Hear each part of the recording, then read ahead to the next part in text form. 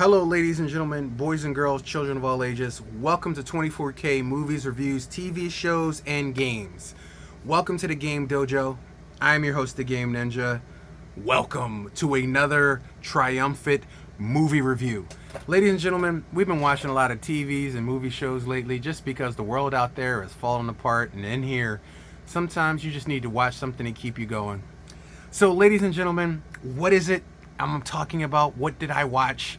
What do I have to share with the class? Ladies and gentlemen, we watched Abigail. That's right. And from the picture, you can divulge so much from the picture to the movie.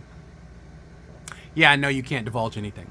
So, ladies and gentlemen, I'll help you out with that. So, Abigail, because I understand what they did. They did the trailer, and they showed so much in the trailer. And I understand they wanted people to see the movie. The movie is about a little girl who was kidnapped by a group of would-be thieves. Great actors. All of them great actors. They kidnap the girl, hold her for ransom. The father's a rich billionaire businessman. They don't know. They're told to stay in the house and keep her until the guy drops off the money. Their cell phones and everything are taken so that they can't leak or tell anybody, so that they can't be betrayed. Esposito, Giancarlo, is in this movie. I know I murdered his name. Turns out the little girl is a vampire. And this is basically her way of just getting food to come to the house. She door dashed her dinner. All her father's enemies she door dashed, and these are the people she's eating for the night. And she loves playing with her meal. Now, if you say to yourself, hey, wait a minute, I think I saw something like that, it's because House on Willow Street not too long ago was a story of a group of people who kidnapped a girl, held her for ransom, and she ended up being a demon and ended up killing everybody. Same premise, different execution. Now, House on Willow Street, I will say, was executed a lot better. They weren't afraid to go for the gusto, which made it a better movie, in my opinion. Abigail, I definitely saw moments of what they wanted to do, what they wanted to go, but the problem inherent with Abigail is they didn't go for it. There's a lot of moments in here where they have the opportunity to go for the factor of not just gore, but the movie just won't go there. It keeps getting to the point of, it's like edging. It just keeps getting to the point of climax, and then it just stops. Point of climax stops. Point of climax stops. To give you an example, the ending of this movie, spoiler alert, if you don't want spoilers, tune out right now. 10, well, I'm not, do 5. 5, 4, 3, 2, 1, 0. You've been warned. Spoiler, end of this movie. The main antagonist, the main protagonist has been bitten, and the little girl needs her now to fight on her side in order to defeat this newly turned vampire who for some reason is stronger than Abigail, who's been a vampire for centuries. Yeah, go figure. I know. Doesn't make sense. Do they explain it? No, they don't. They don't give a damn because they didn't go for it. That's what I'm saying. But anyway, she has a problem with her father. The other girl has a problem with her kid. You're like, I can see this coming a mile away. She's going to be the vampire mother that the little girl needs. They walk off into the sunset. They're going to kill the father. Great ending. Nope! That's not what they give us. The lady walks away from the house. The little girl goes back with her abusive father, and they say goodbye to each other, and they drive off, and that's the end. Yeah, I know. Kind of like a busted balloon. I mean, the blood, guts, and gore were good. But that's not the point. The point is the story didn't go where the story needed to go, and that's what pisses me off. They had a lot of talented actors in this movie. Okay, so they did the Megan thing. Is that the where the girl was dancing? The robot girl was dancing in the hallway of the aunt's building. Yeah. So I guess they saw that and figured that was just a weird moment, so they would do that in here to death, because every time she goes to kill somebody, she does ballerina moves. Even to the point where she's drained of blood and she's weak, she's doing ballerina moves. It doesn't make sense. She's weak. She's at the point of dying. This new vampire, which has more power than her, and she's a century old, can kill her See, I have a lot to take away from this film. This film could have been brilliant, but they didn't go for it. And I think that's the problem. I don't have a problem with the actress being too young. The little girl thing is the crowd draw. I mean, she's a young vampire. Young vampires are dangerous. Everybody remembers the young vampire from Interview with a Vampire. She destroyed and killed many people. But the problem is that she was overpowered in this movie by people a bunch of times. And then there's a scene where they're in the basement and they pry off pry boards and sunlight hits her hand and her hand explodes. And then they run off and leave her in the basement instead of overpowering her and pushing her into the sun for some reason. And then there's a girl who gets bit. Is she going to change? We don't know. They don't tell us. And then, hey, she changes in sunlight. Can you hear me?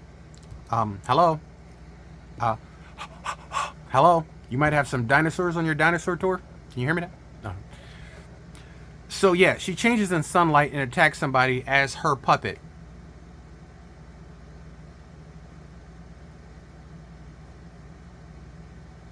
Once again, could be a cool moment, wasted effort. The main actress, she was pretty enough, and I understand that's what they wanted because there's a lot of boob shots, there's a lot of tight clothes shots, so I understand what they were doing with her. They wanted her to be this sexy protagonist.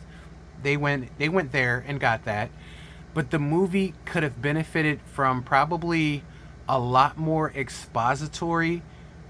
There's things that were said, we don't know why. That she drives off in the end, she gets no money. She's a loose end. Are they going to kill her? We don't know. The millions of dollars they was promised. Does she get $1 million for her troubles and going through everything all that night? We don't know. Is she going to get her son back? We don't know. Is the little girl going to be killed by her father? We don't know. Is the little girl going to kill her father? We don't know. We're left with a whole lot of nothing. And I hate movies that do that. It's the Seinfeld additive. Why are you watching it? Because it's on TV. But like I said, luckily there is another movie, House on Willow Street, that has the same premise, but it's done better.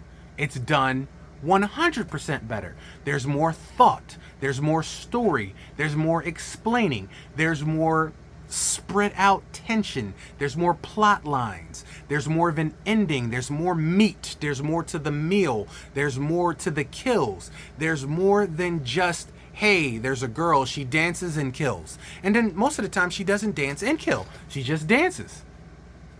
She can fly. She flies in one scene and then the next minute she can't fly. For some reason. They don't tell us why. They don't give us a reason why. And to go back and saying about how amateur vampires were taking her down. She's been a vampire for centuries. I don't care if she's a little girl. She's been a vampire for centuries. Centuries. So nobody should be taking her down. Not no way, not no how. Agreed. 100% agreed. And another thing I want to touch on is this. I'm going to see if I can zoom in so you guys can get this. There we go. Can we talk? I just want to bring this up. That is not vampire. That is demon. Like demon, zombie. That is demon. That is not vampire. Do you see the teeth? That's not a vampire. But here we go again. Let me bring it back. Let me bring it back. Let me bring it back. Come here. Let me say something to you. Come here. There we go. Bring it back. Bring it back. This is what I mean when I say they didn't go for it. Vampires have fangs. Anybody who's ever known vampire lore, it's simple attention paid. But it was probably cheaper and easier for you to go for the Baraka fangs where her mouth looks like that. It doesn't make sense. But there's nothing explained in this movie. Nothing. It's lazy. And there are way too much talented people in here. There are so many glimpses of how brilliant this movie could be. You know what? I'll tell you what have helped this movie 100%. Turn it into a streaming series. Make a season. Make every few episodes a new set of people in this house that she does this to. And make that original woman come back and help those people or help her. Give us a protagonist to hold on to. Give us an equalizer. Give us something that's an ebb and flow in this story. You introduce the father for 2 seconds. We don't know what's going on. He lets her go. We don't know why. He's still the father's enemy. The little girl.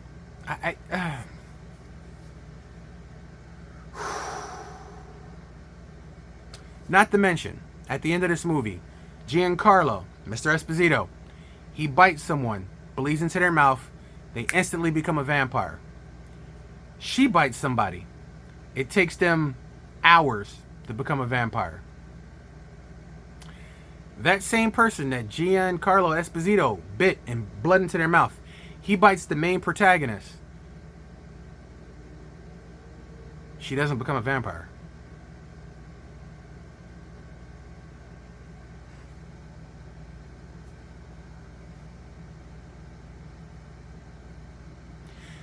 Make the rules make sense. Have a set of rules. See, this is what I mean. No thought went into a lot of these scenes. Or maybe they just hit the cutting room floor and somebody was like, take this out and take that out, and they cut it to hell, and this is what we ended up with on the cutting room floor. That's more than likely what happened, but this could have been a better movie, hands down. House on Willow Street is the better film. Of the two, House on Willow Street is the better film, hands down. But what do I give Abigail? I'm gonna have to say a copper. It's not a huge rewatch factor to me. It's not a huge rewatch factor. There's really nothing in it where I say I need to watch that again. I need to see that again. Matter of fact, the Nightmare Creature missed the last part of it and fell asleep on the movie and watched it again, and it disturbed me. It literally made me angry that I had to sit through the ending again because the ending was stupid. So yeah, there's no rewatchable factor for me in this at all. And it makes me angry because you have a host of movies that come before you that you've learned from that you could have done more with.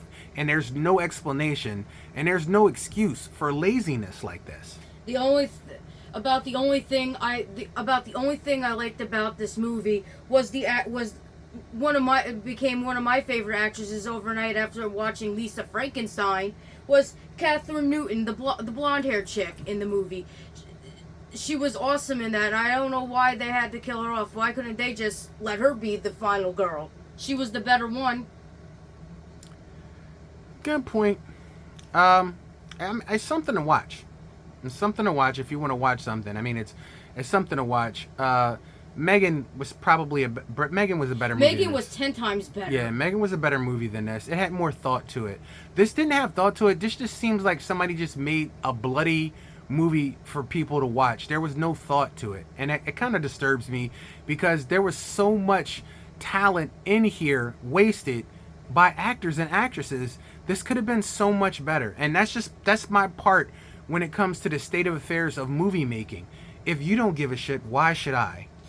And we're not. It shows. And we're not going to take anything away from the actors because they acted their asses off in this movie. They really did. It doesn't